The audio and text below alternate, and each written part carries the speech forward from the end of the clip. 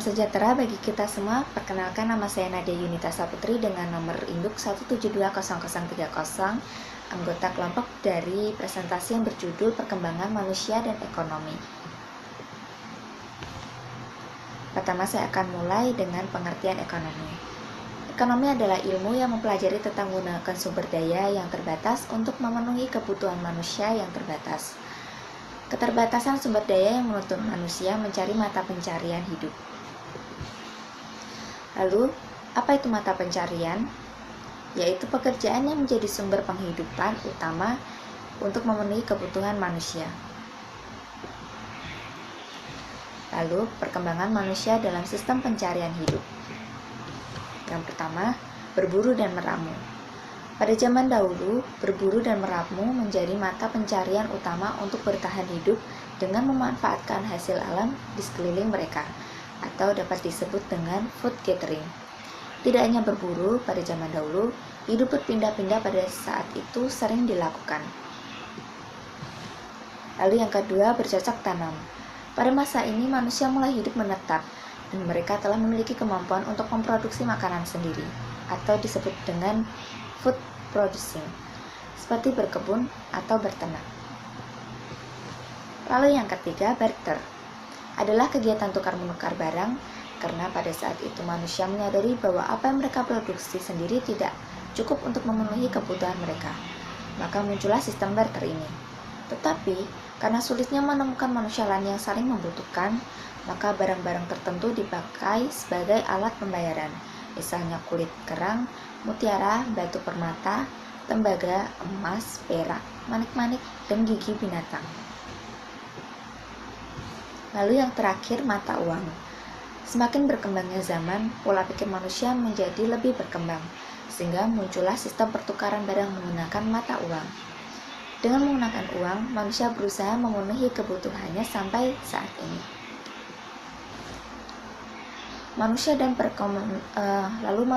perekonomian masa kini.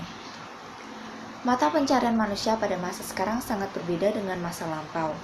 Karena pada masa lampau, cara mencari makanan pokok itu sangat terbatas, seperti hanya berburu atau meramu makanan. Sedangkan zaman sekarang, sudah kita ketahui banyak sekali upaya dan cara yang bisa dilakukan untuk memenuhi kebutuhan sehari-hari.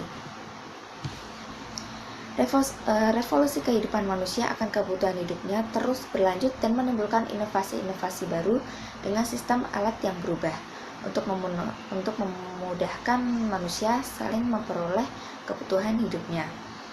Upaya manusia memenuhi kebutuhan hidupnya pada saat ini membuat manusia membentuk jalinan interaksi perdagangan atau bisnis. Kemudian dilanjut dengan adanya budaya agraris dan industri yang akan disampaikan oleh anggota kelompok saya, Mira Esti. Terima kasih. Assalamualaikum warahmatullahi wabarakatuh. Perkenalkan, nama saya Mira Esti Rezeki, NIM 17213, jurusan akuntansi STIE Widya Manggala Semarang. Kali ini saya akan memaparkan tentang adanya budaya agraris dan juga budaya industri. Pada budaya ini, masyarakat sebagian besar bermata pencaharian dalam bidang pertanian dengan sumber daya alam yang bermacam-macam. Masyarakat menganut budaya agraris biasanya hidup di daerah pedesaan yang menjunjung tinggi nilai gotong royong. Sebenarnya, masyarakat agraris juga berkembang mengikuti perkembangan zaman. Namun, perkembangan tersebut berlangsung dengan lambat. Mereka cenderung untuk hidup yang sederhana dan hidup secara alami sesuai dengan kepercayaan leluhurnya yang mereka lakukan secara turun-menurun. Lalu, bagaimanakah dengan pendidikan di dalam budaya agraris? Dalam masyarakat dan budaya agraris, pendidikan ditempatkan sebagai instrumen pemantapan dan penguatan eksistensi dengan fungsi mengalihkan dan menginformasikan budaya-budaya. Budaya industri ditandai dengan proses yang berlangsung dalam budaya industri, yaitu komodifikasi, standarisasi, serta masifikasi. Masing-masing ini mempunyai arti masing-masing. Komodifikasi berarti memperlakukan produk-produk budaya sebagai komoditas untuk yang bertujuan untuk yang pada akhirnya itu diperdagangkan. Sedangkan standarisasi atau standarisasi berarti menetapkan kriteria tertentu yang memudahkan produk budaya industri mudah dicerna oleh khalayak pada umumnya.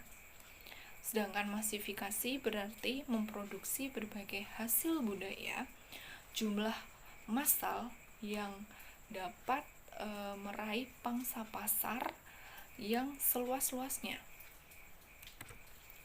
Masyarakat yang menganut budaya industri umumnya tinggal di kota yang terdapat hanya pabrik yang ketergantungan mereka mengakibatkan penguasa pabrik bersikap tidak etis. Mereka terpaksa mematuhi penguasa pabrik karena tuntutan hidup yang tinggi. Di daerah perkotaan, masyarakat industri umumnya mengejar kebahagiaan yang semu. Mengapa?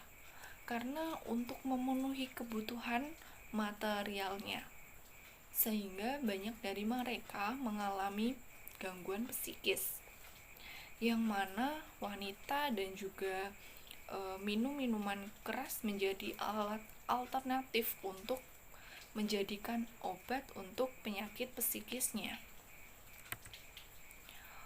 Lalu pola pikir masyarakat industri. Masyarakat industri umumnya bersifat individualis. Mereka cenderung berpikir secara rasional, sistematis, dan praktis. Mereka cenderung lebih menghargai waktu, hidup serba cepat, jam kerja lebih jelas dan juga terarah. Mereka cenderung menggunakan rasio untuk mengambil keputusan. Lalu, bagaimanakah keadaan pendidikan dalam budaya industri?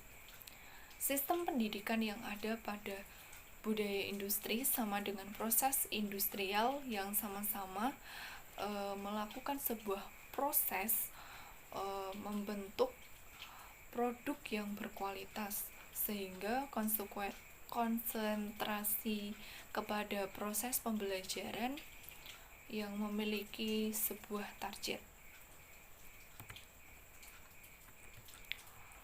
Lalu kesimpulan yang saya paparkan dan juga teman saya paparkan tadi, kami menyimpulkan bahwa keberaneka-ragaman di Indonesia menyebabkan masyarakat Indonesia menganut budaya agraris dan budaya industri.